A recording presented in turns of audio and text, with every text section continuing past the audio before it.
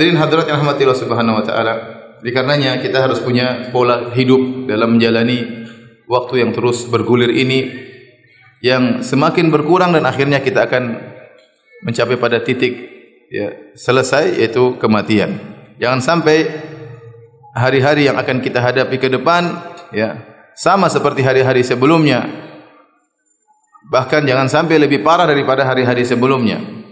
Kita harus merubah pola hidup, pola hidup kita agar kita bisa merasakan hidup kita lebih bermakna di dunia dan terlebih lagi di akhirat kelak. Subhanallah, waktu terus bergulir. Tidak terasa umur saya sudah 40 tahun. Masih muda tapi ya. Tidak terasa, saya merasa baru-baru saja saya masih ke UGM, masih umur 20-an, baru mau kuliah ya. Tahu-tahu sekarang sudah 40 ya. Tahu-tahu anak sudah 5 ya. Tahu-tahu istri masih 1 ya. Baik, maksud saya jangan sampai waktu kita begitu-begitu saja ya. Harus ada, kalau kita bilang reformasi hidup ya. Dengan kondisi yang sekarang yang berbagai macam godaan, tantangan di hadapan kita ya. Era milenial ya. Bagaimana kita bisa menghadapi itu semua?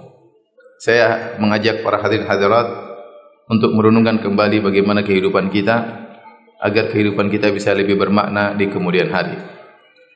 Sebagian orang kalau bangun tidur ya, dia rasanya ingin tidur kembali. Seakan-akan dia tidak kuat menghadapi hari-hari yang akan dia lewati. Terlalu banyak permasalahan yang sulit untuk dia hadapi, terlalu banyak kesedihan yang harus dihadapi. Dia ingin tidurnya sepanjang-panjangnya, tetapi waktunya dia harus bangun. Sebagian orang berbeda, malah dia ingin tidurnya sedikit. Dia ingin segera bangun, dia ingin beraktivitas, dia punya cita-cita yang harus dia kejar. Sehingga kalau bisa dia tidak tidur, dia tidak ingin tidur, tetapi dia harus istirahat. Yang satu menghadapi kehidupan dengan penuh kesengsaraan, penderitaan, dengan hati yang penuh kegelisahan. Yang satu menjalani kehidupan dengan penuh kegembiraan, dengan penuh optimis, dengan penuh kedekatan kepada Allah Subhanahu wa taala. Dia merasa hidupnya bermakna, dia merasa setiap menit yang lewat adalah menit-menit yang berharga bagi dirinya. Oleh karenanya kita ingin menjadi orang yang seperti orang kedua, bukan orang yang pertama. Yang semangat dalam kehidupan, termotivasi untuk beramal soleh, tahu tujuan hidup, bukan hanya menjalani kehidupan tanpa ada tujuan. Yang penting makan, yang penting tidur, yang penting kerja, tidak begitu ya. Hidup harus ada tujuan. Kalau hidup tanpa tujuan, terutama bukan tujuan ukhrawi ya. Orang harus punya tujuan ukhrawi baru dia bisa merasakan hidupnya bermakna. Adapun orang hidup tanpa tujuan hanya sekedar duniawi saja, maka itulah kehidupan orang-orang kafir.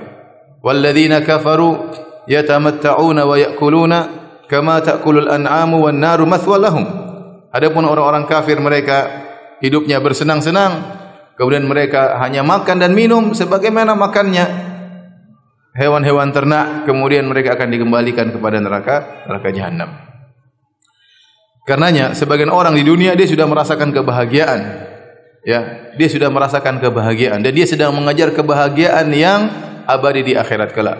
Ibnu Taimiyah rahimahullahu taala pernah berkata, Inna fid dunya jannatan man lam yadkhulha lam yadkhul jannatal akhirah. Sungguhnya di dunia itu ada surga. Barang siapa di dunia tidak bisa masuk surga tersebut, dia tidak bakalan masuk surga akhirat. Ya, artinya orang yang beriman, yang bertakwa kepada Allah, yang bisa memanage waktunya dengan benar, bisa memanage kehidupannya dengan benar, maka dia bisa merasakan kebahagiaan di dunia sebelum kebahagiaan di akhirat. Hadirin hadirat